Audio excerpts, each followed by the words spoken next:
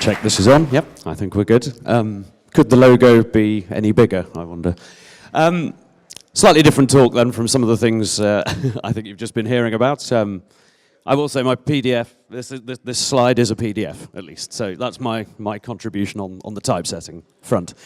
I think you heard that lunch is coming up soon, and one of the reasons I'm here now is it's going to be a quick talk. I don't want to keep people from their lunch, but one of the things you'll be able to do when you head out there, I understand the bar will be open and our beer will be available. So I'm Dave, a small brewery down near Kew Gardens, in case that didn't give it away. And obviously the location, for one thing, is a reason why we try to be quite a sustainable brewery. It kind of fits very nicely with the location. I think before I get into all the good stuff about sustainability and brewing, it's probably an idea to flag up that that there are some negatives as well, inevitably, with manufacturing, production, any business like that. There's going to be some negative bits as well. Brewing lends itself very nicely to a lot of headline sustainability things, but obviously it's also something that's quite intensive in terms of its energy usage, water usage.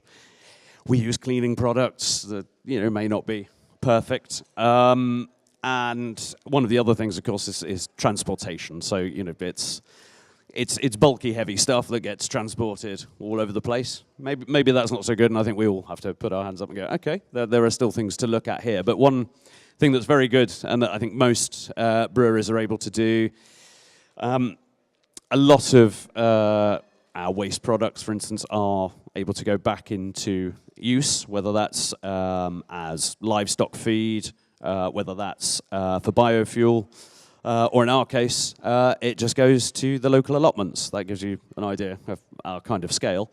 It's a very big allotment, though, I should say. So there's plenty of things that lend itself.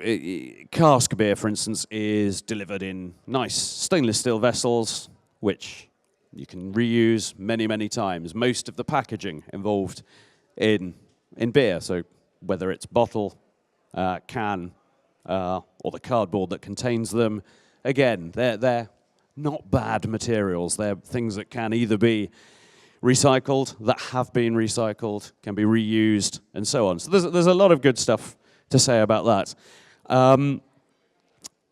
From a personal perspective, I wanted to go a bit further when setting up a business of my own.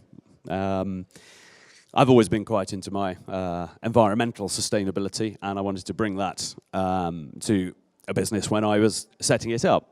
And I thought I'd see what else we could do to make it a bit better. There's all these good things. Off goes our spent grain to one set of allotments, off go our hops to another set of local allotments. That's great. And I thought I'd see what else we could do. Now, we're obviously in London. That makes it not easy to do wonderful things with, say, solar panels and wind farms and so on. But we are powered by a company called Good Energy, who get all of their energy from solar and wind. So I feel quite positive about that. There's probably two bigger decisions we made that make us a bit different from quite a lot of other breweries. One is that we decided we would only use English-grown ingredients, English-grown malt, English-grown hops. The first of those things is not one that's particularly contentious. The malt that we grow here is as good as anywhere, and a lot of people do that, so it's not something I can claim, well, hey, we're special. But it's all grown, in our case, in East Anglia. It's malted in East Anglia, and it comes straight from there to the brewery. So that's quite nice. We know where it's from, and we know how it got there. The hops one is a bit more interesting because it's not really on trend, as it were, using English hops. And that's something we've had to fight our way through by being a craft brewery that actually uses only English hops and try to demonstrate that those hops can be interesting, they can be aromatic, they can do a lot of the things that people want from their craft beers. But they don't have to come from America, they don't have to come from Australia or South Africa or New Zealand. They don't have to be flown around the world, basically. They're coming from Kent, they're coming from Sussex, they're coming from Gloucestershire, that kind of thing.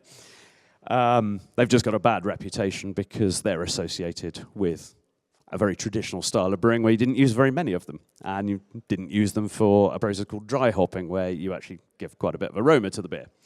So we use lots.